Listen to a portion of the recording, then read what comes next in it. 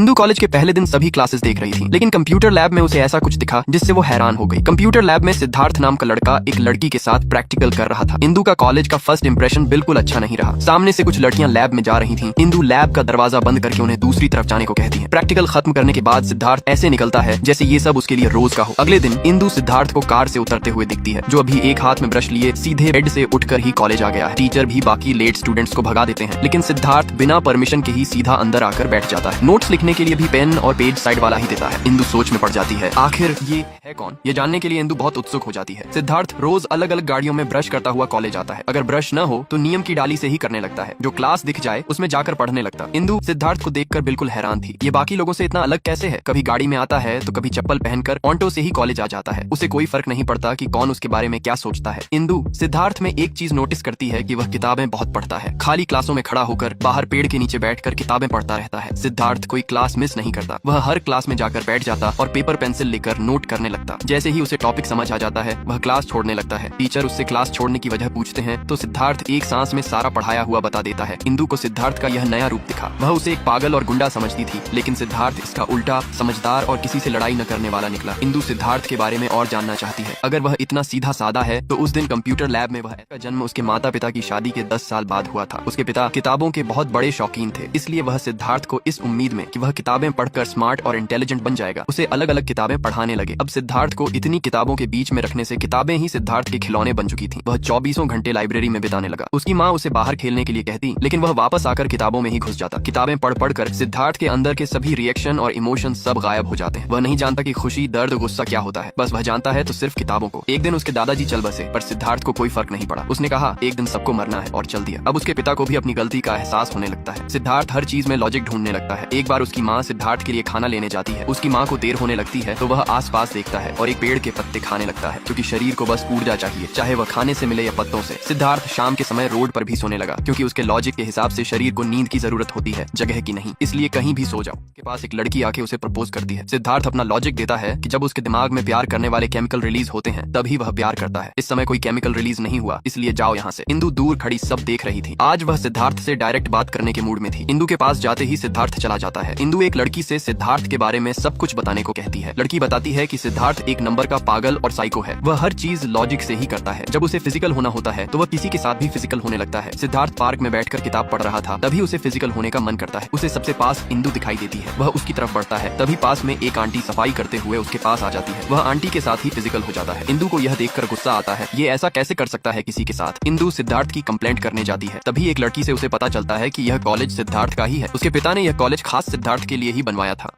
जब इंदु को पता चलता है कि यह पूरा कॉलेज सिद्धार्थ का है, वह हैरान हो जाती है। अगले दिन कॉलेज में एक कंपटीशन होता है। सबको यकीन था कि हर बार की तरह ये भी सिद्धार्थ ही जीतेगा, लेकिन कंपटीशन के रिजल्ट देखकर पूरा कॉलेज हैरान हो जाता है, क्योंकि कंपटीशन में इस बार इंदु भी थी। उसने सिद्धार्थ के बराबर स्कोर किया और टाई हो गया। अब फाइनल विनर के लिए एक स्पीच कॉन्टेस्ट होता है, जिसमें इंदु सिद्धार्थ को हरा देती है। सिद्धार्थ इतने सालों में पहली बार हारा था। वह 2 दिन के बाद कॉलेज आता है। कॉलेज के बाहर इंदु के पोस्टर लगे देखकर उसे अच्छा नहीं लगता है। क्लास में भी कोई उसे पूछने वाला नहीं था। सब इंदु इंदु कर रहे थे। सिद्धार्थ को दूसरा झटका तब लगता है जब उसे पता चलता है कि इंदु ने कंपटीशन के साथ साथ कॉलेज में टॉप भी मारा है। सिद्धार्थ ही कॉलेज में टॉप करता था, लेकिन इस बार वह एक लड़की से हार गया। सिद्धार्थ को इतना बड़ा सदमा लगा कि वह क्लास खत्म होने के बाद भी अगली सुबह तक अपनी बेंच पर बैठा रहा। सिद्धार्थ का सब मजाक बनाने लगते हैं। सिद्धार्थ इंदु से कहता है, इस बार मैंने कोई तैयारी नहीं की थी, इसलिए तुम गलती से जीत गए। इंदु कहती है, कब तक तुम अपने लॉजिक और ईगो में जियोगे? एक नॉर्मल इंसान की तरह रहो। ये दुनिया बहुत खूबसूरत है। सिद्धार्थ को पहली बार कोई फीलिंग महसूस होती है जो जलन की होती है।